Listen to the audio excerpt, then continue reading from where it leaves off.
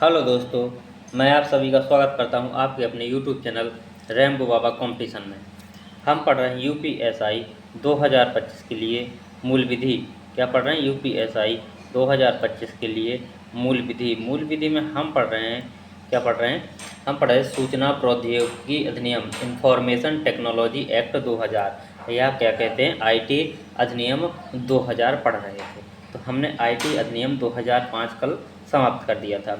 तो आज हमको उसके देखने इम्पोर्टेंट प्रश्नों के बारे में चर्चा करनी है। क्या करनी है? आज हमको देखने इम्पोर्टेंट प्रश्न देखने हैं। क्या देखने हैं? प्रश्न देखने हैं।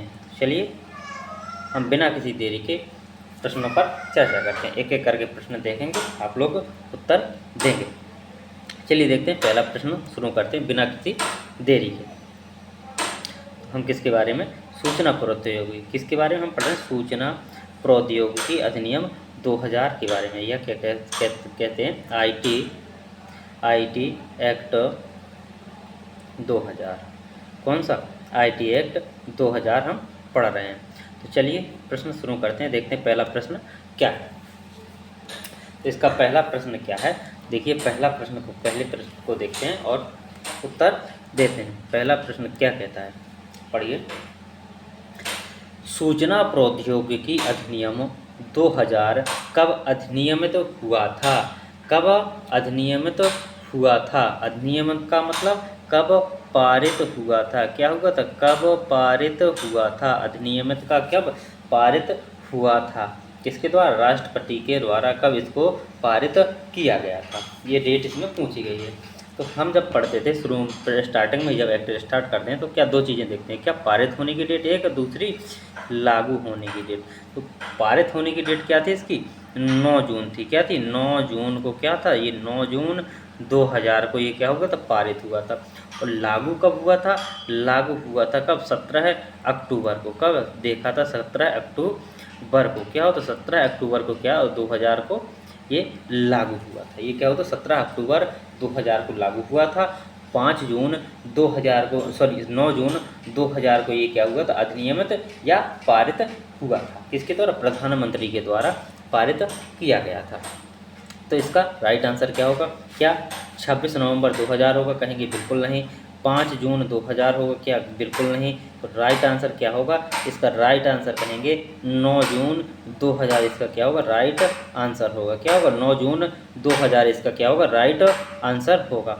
ये देखा हमने पहला प्रश्न। चलिए देखते हैं नेक्स्ट प्रश्न की ओर बढ़ते हैं। और नेक्स्ट प्रश्न को देखिए, ये लिखा हुआ है इसमें, तो आप समझ देख रहे होंगे कि ये क्या है, कुछ इम्पोर्टेंट प्रश्न होगा। तो ये कब पूछा गया है? यूपीएसआई 29 नवंबर 2021 की कौन सी थर्ड शिफ्ट में पूछा गया है। कब पूछा गया? यूपीएसआई 2021 की 29 नवंबर में थर्ड शिफ्ट में ये पूछा गया है। क्या पूछा गया? क्या सवाल है, पढ़ते हैं और इसको सॉल्व करते हैं। कि किस वर्ष में सूचना प्रौद्योगिकी अधिनियम 2000 के प्रमुख संशोधन को आईटी संशोधन अधिनियम के रूप में पेश किया गया था? किस वर्ष वो संशोधन हुआ था जिसको किसके आईटी अधिनियम संशोधन के रूप में उसको पेश किया गया था? तो ये कब हुआ था?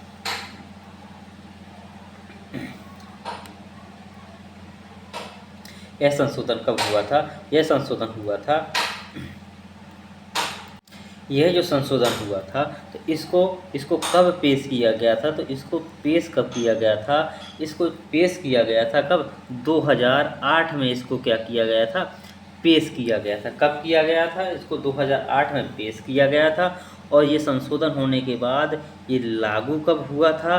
तो ये संशोधन होने के बाद लागू हुआ था कब? 27 अक्टूबर को। कब? 27 अक्टूबर 2009 को। कब? 27 अक्टूबर 2009 को ये फिर से लागू किया गया था। तो इसका राइट आंसर क्या होगा?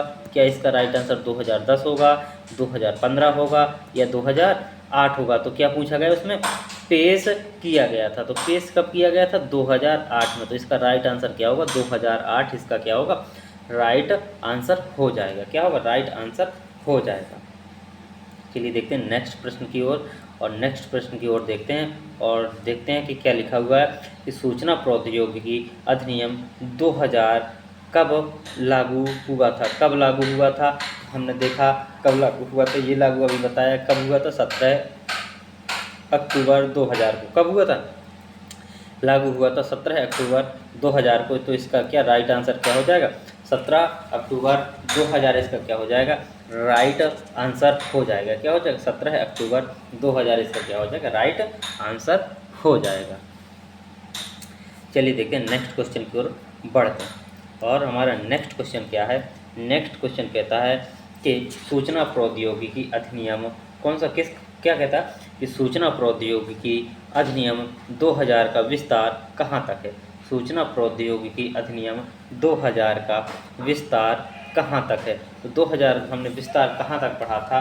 तो इसका विस्तार हमने कहाँ कहाँ पढ़ा था? क्या एक तो नंबर 1 में पढ़ा था, कहाँ? संपूर्ण भारत में। क्या पढ़ा था? संपूर्ण, दोबारा से लिखते हैं, क्या कहाँ पढ़ा था? संपूर्ण भारत में।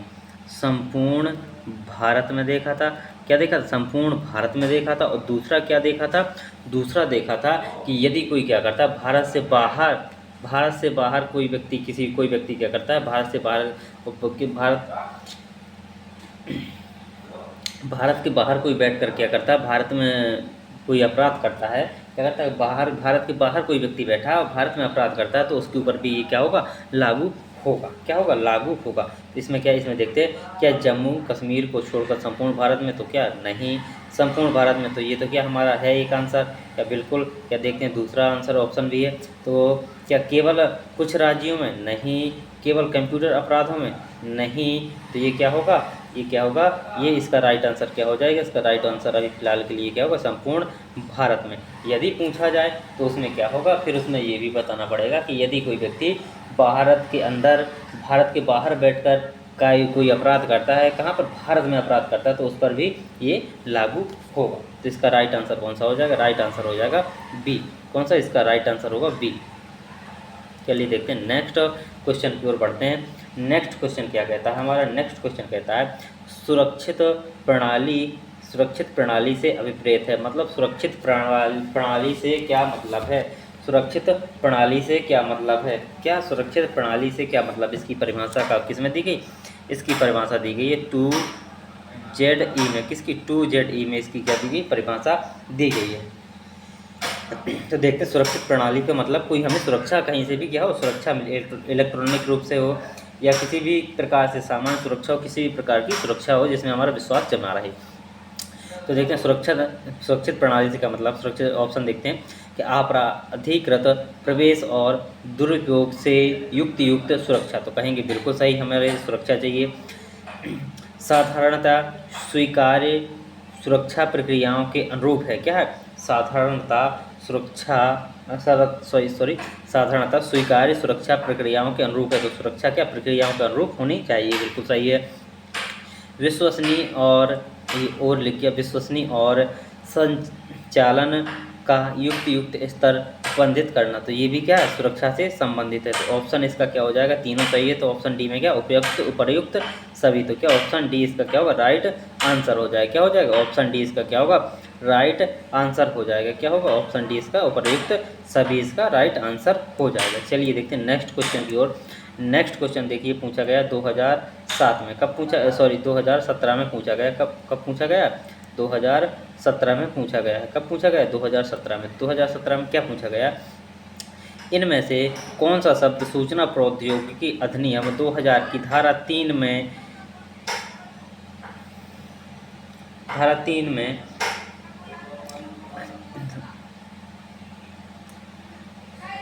धारा 3 यहाँ मैं की जगह क्या है? यहाँ मैं की जगह जो, धारा 3 जो कि यहाँ को की जगह जो कि इलेक्ट्रॉनिक रिकॉर्ड के प्रमाणीकरण से संबंधित है, किसके साथ नहीं जुड़ा है? किसके साथ नहीं जुड़ा है? तो ये किसके साथ नहीं जुड़ा है? ये नहीं जुड़ा है किसके साथ? बजट के साथ नहीं जुड़ा है। किसके साथ? बजट के साथ नहीं जुड़ा है। तो इसका राइट आंसर क्या हो जाएगा? राइट आंसर हो जाएगा ऑप्शन बी। चलिए देखते हैं नेक्स्ट क्वेश्चन की ओर बढ़ते हैं। किसकी ओर? नेक्स्ट क्वेश्चन की ओर हम बढ़ते हैं और नेक्स्ट क्वेश्चन की ओर बढ़ते हैं। और नेक्स्ट क्वेश्चन की ओर क्या देखते हैं? क्या लिखा है कि क्या लिखा है? नेक्स्ट क्वेश्चन में लिखा है डिजिटल हस्ताक्षर को वैधानिक स्वीकृति किस एक्ट के द्वारा दी गई है? जो डिजिटल हस्ताक्षर हैं इसको जो वैधानिक स्वीकृति किस एक्ट के तहत दी गई है? तो किसके तहत दी गई है? हम कौन सा पढ़ रहे हैं? आईटी एक्ट के तहत दी गई है, इंफॉर्मेशन एक्ट। तो क्या इंडियन एविडेंस एक्ट के तहत? तो कहेंगे नहीं। Information technology act? तो कहेंगे बिल्कुल सही। Reserve bank of India act के तहत? नहीं। बैंकर्स बुक्स एविडेंस एक्ट के तहत? नहीं। तो क्या इसका राइट ऑप्शन क्या होगा? इंफॉर्मेशन टेक्नोलॉजी एक्ट या आईटी एक्ट 2000। कौन किसके तहत? आईटी एक्ट 2000 के तहत इसको क्या दी गई है? वैधानिक स्वीकृति दी गई। किसको? डिजिटल हस्ताक्षर को। किसको दी गई? डिजिटल हस्ताक्षर को या इलेक्ट्रॉनिक सिग्नेचर को क्या दी गई है? वैधानिक स्वीकृति दी गई है। क्या दी गई? वैधानिक स्वीकृति दी गई है। चलिए नेक्स्ट क्वेश्चन की ओर बढ़ते हैं। किसकी ओर? नेक्स्ट क्वेश्चन की ओर बढ़ते हैं और देखते हैं कि नेक्स्ट क्वेश्चन जो है वो कब पूछा गया है। ये पूछा गया यूपीएसआई 14 नवंबर 2021 की फर्स्ट शिफ्ट में। कब पूछा गया? यूपीएसआई की 14 नवंबर 2021 की फर्स्ट शिफ्ट में इसको पूछा गया है। तो प्रश्न क्या है? प्रश्न पढ़ते हैं। प्रश्न में क्या लिखा है? एक डिजिटल हस्ताक्षर प्रक्रिया को प्राप्तकर्ता को साझा करने के लिए किसकी आवश्यकता होती है? कोई जो क्या है डिजिटल हस्ताक्षर जो प्राप्त करता है वो क्या साझा उसको क्या साझा करने की आवश्यकता होगी? किसी प्राइवेट की मतलब कुंजी, इसका की का मतलब कुंजी, क्या की का मतलब कुंजी, प्राइवेट कुंजी या इनक्रिप्शन टाइप या हैश कुंजी या पब्लिक कुंजी। तो किसकी ऑप्शन है और किसकी ज़रूरत है? तो क्या करना है? इसको साझा करना। साझा करना तो क्या पब्लिक कुंजी की आवश्यकता होगी। किसकी? पब्लिक कुंजी की आवश्यकता। प्राइवेट में क्या होगा? प्राइवेट में साझा नहीं होगा। इनक्रिप्शन में क्या करेगा? वो खुद स्वयं ही देख पाएगा। क्या करेगा? स्वयं देख पाएगा, कोई दूसरा व्यक्ति। इनक्रिप्शन का मतलब है एंड टू एंड इनक्रिप्शन, जो लिखा आता है व्हाट्सएप वगैरह उसका मतलब वो होता है। और ये किसमें बताया कि ये धारा किसमें बताया? धारा 3(1) में ये चीज़ बताई गई है। ये चीज़ किसमें बताई गई? धारा 3(1) में ये चीज़ बताई गई है। चलिए देखते हैं नेक्स्ट क्वेश्चन की ओर बढ़ते हैं। नेक्स्ट क्वेश्चन देखते हैं और नेक्स्ट क्वेश्चन कब पूछा गया? 14 नवंबर 2021 की को किसमें? थर्ड शिफ्ट में पूछा गया। ये भी क्या? 14 नवंबर 2021 की कौन सी? थर्ड शिफ्ट में पूछा गया है। क्या पूछा गया? डिजिटल हस्ताक्षर प्रमाण पत्र को जारी कौन करता है? जो क्या प्रमाण पत्र है उसको जारी कौन करता है? जो डिजिटल हस्ताक्षर प्रमाण पत्र है वो जारी कौन करता है? तो प्रमाणन अधिकारी, नियंत्रक अधिकारी या उपनियंत्रक अधिकारी या इनमें से कोई नहीं। इनमें से कोई नहीं। तो डिजिटल हस्ताक्षर को कौन जारी करता है? वो कौन? प्रमाणन अधिकारी या इसी को क्या बोलते हैं? प्रमाणकर्ता प्राधिकरण। क्या बोलते हैं? प्रमाणकर्ता प्राधिकारी। क्या बोलते हैं? प्रमाणकर्ता प्राधिकारी जारी करता है। कौन करता है? प्रमाणकर्ता प्राधिकारी जारी करता है। चलिए देखते हैं नेक्स्ट क्वेश्चन की ओर चलते हैं। नेक्स्ट क्वेश्चन कब पूछा गया? नेक्स्ट क्वेश्चन पूछा गया 2017 में। कब पूछा गया? 2017 में। और देखते हैं क्या पूछा गया। सूचना प्रौद्योगिकी नेटवर्क पर भेजे गए डेटा को एक असतत खंड है। डेटा का एक कैसा? असतत खंड है। कैसा? डेटा का एक कैसा? असतत खंड है। जब हम क्या करते हैं, मैंने एक बार कंप्यूटर पढ़ाया था तब तुम्हें समझाया होगा। तो जब हम कोई भी चीज़ भेजते हैं तो क्या ये क्या होता है? सबसे पहले बिट होता है, फिर क्या होता है? बाइट होता है। क्या होता है? बाइट होता है। क्या होता है? बाइट होता है। जब हम किसी सूचना को भेजते हैं तो वो क्या करते हैं? जब मैंने से एक ट्रक का और एक सामान का मैंने एग्जांपल लेके समझाया होगा कि जब हम किसी चीज़ को भेजते हैं तो ट्रक क्या करता है? ट्रक में हम सामान को लोड करते हैं। तो उसी प्रकार किसी सूचना को किस रूप में? जैसे हम ट्रक में पैकेट के रूप में उसको क्या करते हैं? लोड करते हैं। तो उसी प्रकार जब हम सूचना भेजते हैं किसी दूसरी जगह पर, एक नेटवर्क से दूसरे नेटवर्क पर, तो वो किस रूप में? पैकेट के रूप में जाती है। किस रूप में? पैकेट के रूप में जाती है। तो वही पूछा है कि नेटवर्क पर भेजे गए डेटा का एक असंतत खंड है। एक छोटा सा खंड को क्या कहेंगे? तो उसको हम क्या कहते हैं? उसको हम कहते हैं पैकेट कहते हैं। क्या कहते हैं? पैकेट कहते हैं। क्या कहते हैं? पैकेट कहते हैं। तो ये चीज़ समझ में आई थी। इसका राइट ऑप्शन क्या होगा? इसका राइट ऑप्शन हो जाएगा ऑप्शन ए, पैकेट। क्या होगा? ऑप्शन ए क्या होगा? पैकेट इसका राइट आंसर होगा। चलिए नेक्स्ट क्वेश्चन की ओर देखते हैं। सॉरी दोस्तों। नेक्स्ट क्वेश्चन में कहा गया है, नेक्स्ट क्वेश्चन में एक व्यक्ति जिसे इलेक्ट्रॉनिक हस्ताक्षर प्रमाण पत्र जारी करने की अनुज्ञप्ति दी गई है उसे किस रूप में, क्या ज़्यादा लग गया, उसे किस रूप में जाना जाता है? उसे किस रूप में जाना जाता है? नियंत्रक के रूप में, आयुक्त के रूप में, केंद्रीय सरकार के रूप में, या प्रमाणकर्ता अधिकारी के रूप में? किस रूप में जानते हैं? तो उसको अभी बताया, तो उसको अभी पिछले वाले क्वेश्चन में देखा कि किस रूप में, प्रमाणकर्ता अधिकारी के रूप में जाना जाता है। अभी देखा कि क्या देखा था कि डिजिटल हस्ताक्षर प्रमाण पत्र कौन जारी करता है? तो जारी करने की अनुज्ञप्ति जिसको दी गई है, किसको दी गई है, वो कौन होगा? प्रमाणकर्ता अधिकारी होगा। कौन होगा? प्रमाणकर्ता अधिकारी। आशा है ये प्रश्न समझ में आ रहे होंगे। अब देखते हैं नेक्स्ट क्वेश्चन। नेक्स्ट क्वेश्चन क्या कहता है कि सूचना प्रौद्योगिकी अधिनियम 2000 के अनुसार कोई भी व्यक्ति जो कोई दस्तावेज या रिटर्न या रिपोर्ट प्रस्तुत करने में विफल रहता है तो उस पर कितना जुर्माना लगाया जा सकता है? क्या 1.5 लाख का, 25,000 का, 50,000 का, या 5,000 रुपये प्रतिदिन? कितना? 5,000 रुपये प्रतिदिन। तो हमने कौन सी धारा 44, जब धारा 44 पढ़ी थी तो धारा 44 में बताया था कितना जुर्माना होता है उसका, 1.5 लाख रुपये उसका क्या होता है? जुर्माना होता है। तो इसका राइट आंसर क्या होगा? 1.5 लाख। ऑप्शन ए क्या होगा इसका? राइट आंसर होगा। क्या होगा? राइट आंसर होगा। चलिए नेक्स्ट क्वेश्चन की ओर बढ़ते हैं। नेक्स्ट क्वेश्चन देखते हैं। नेक्स्ट क्वेश्चन में पूछा गया है, कब पूछा गया? यूपीएसआई 17 नवंबर 2021 की 3rd शिफ्ट में पूछा गया है।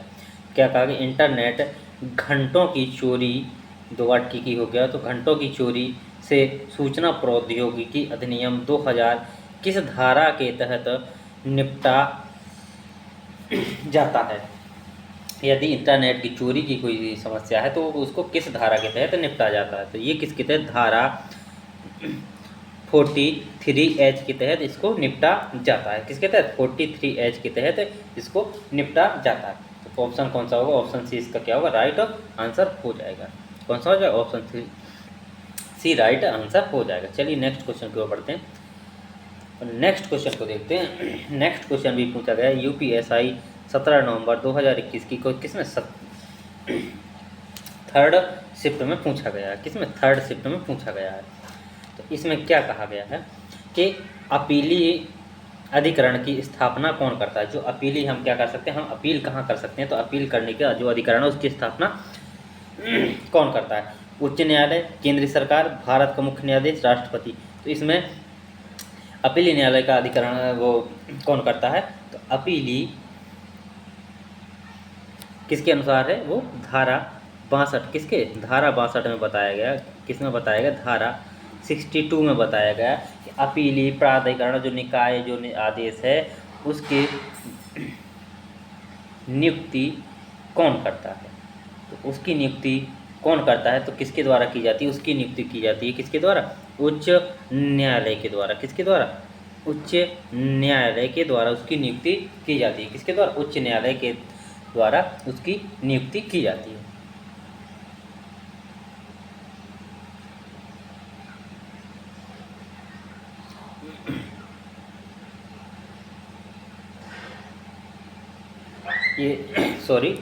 ये थोड़ा दोबारा इसको पढ़ते हैं।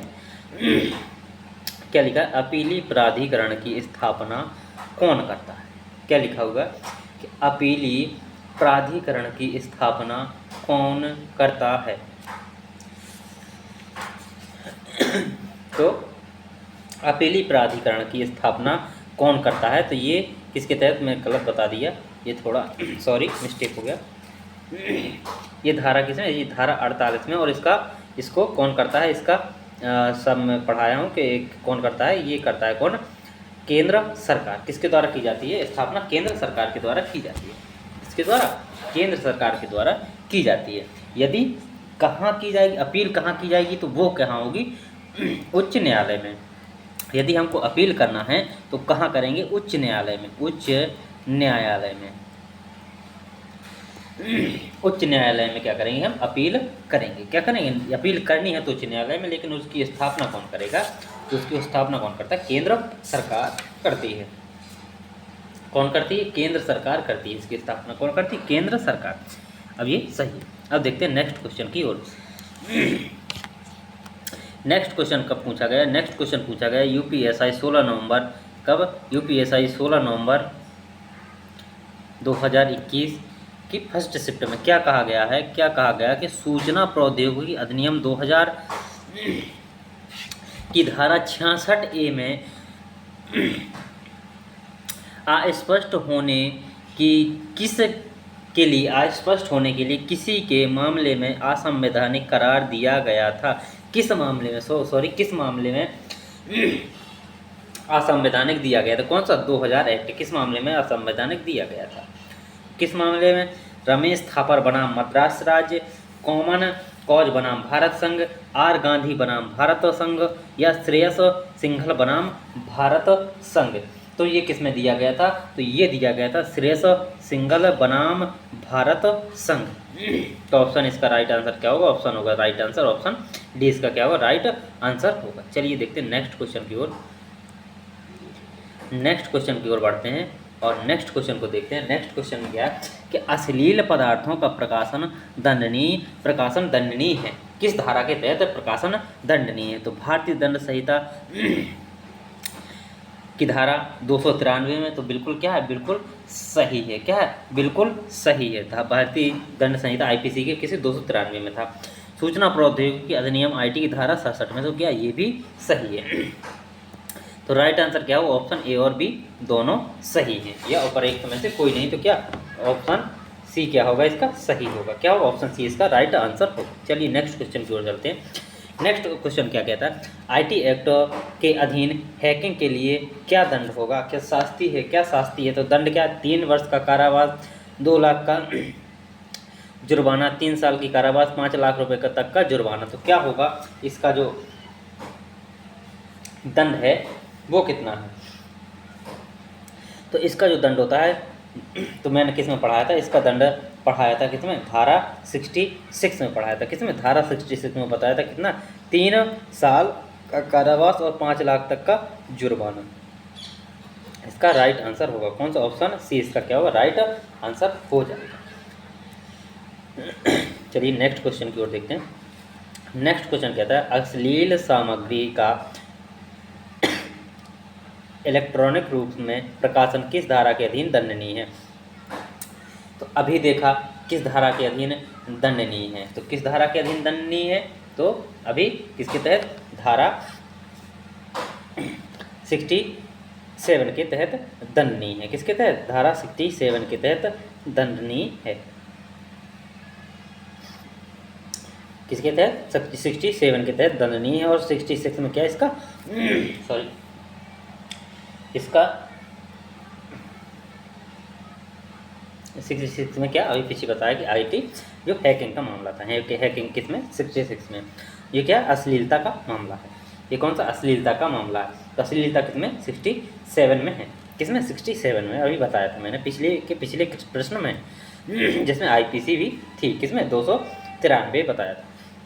अब देखते हैं नेक्स्ट क्वेश्चन कब पूछा गया, 2017 में पूछा गया। 2017 में क्या पूछा गया कि वह कौन सा पहला मामला था जो सूचना प्रौद्योगिकी अधिनियम 2000 के अंतर्गत आपराधिक मामले के रूप में सामने आया। पहला कौन सा मामला था, इसका पहला मामला कौन सा था, तो ओम प्रकाश बनाम दिलविहार, रामेश्वर प्रसाद बनाम भारत संघ, या तमिलनाडु राज्य बनाम क्या लिखा है, सुहास कुट्टी, या लिली थॉमस बनाम भारत संघ। तो इसका कौन सा था, इसका ऑप्शन कौन सा, इसका ऑप्शन सही होगा कौन सा, तमिलनाडु राज्य बनाम सुहास कुट्टी। कौन सा, तमिलनाडु बनाम सुहास कुट्टी, इसका क्या था, पहला केस था। क्या था, पहला केस था। तो ये हमारे क्या हो गए, ये हमने प्रश्नों को देखा, ये हमारे क्या लास्ट प्रश्न, हमारा अंतिम प्रश्न था। अब देखते हैं अब आगे नेक्स्ट एक्ट को स्टार्ट करेंगे। ये हमने प्रश्न देखे। अगर क्लास अच्छी लगी तो प्लीज़ लाइक शेयर और सब्सक्राइब जरूर करिएगा। थैंक यू दोस्तों।